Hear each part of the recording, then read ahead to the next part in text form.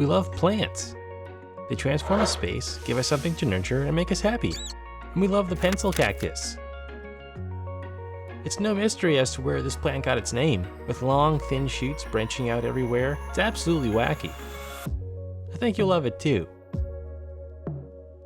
Introducing the pencil cactus, also known as Euphorbia rucali. This crazy looking plant can get much bigger than the little cactus you keep on your desk. In fact, up to 6 feet high. These friends don't require a whole lot of effort to keep alive. These plants are surprisingly polarizing. Some people absolutely love this wild mess of thin stems, and others can't stand it. I think it's really neat though. Nothing wrong with a little chaos in your life. As you can see, these stems are about as thin as a pencil, so the name checks out. So, to pot my pencil cactus, I'll start with picking a pot with a decent drainage hole. I'll also need some good soil. Like most cacti and succulents, this plant likes a gritty, well-draining soil. Here I have some standard potting mix and I'm adding a handful of sand to help achieve that effect.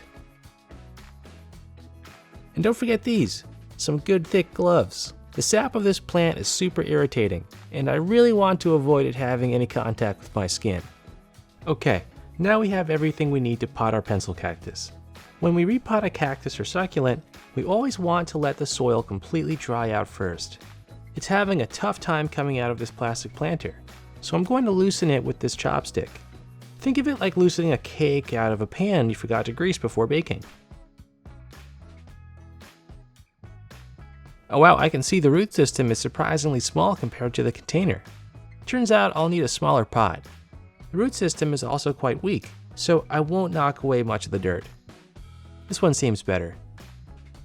As I pot this, I'll try to really work the new soil into the roots with a chopstick to help establish a healthy root mass. This will also stabilize the plant, which is very top heavy. Some stones on top will also help keep the plant stable, plus I like the look. And that's it. We'll leave the plant dry for a week or so, and then begin to water lightly.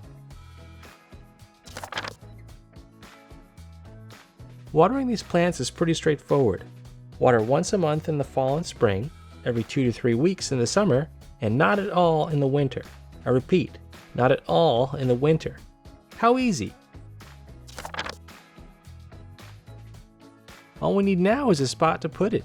Mild to warm temperatures will be great, and they love full direct sun, so find the sunniest window you can. You can also keep them outside when you have nice mild weather.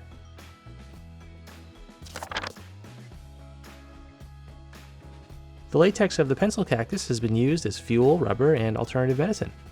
It's also highly toxic and irritating, so these plants might not be a good idea if you have children or pets.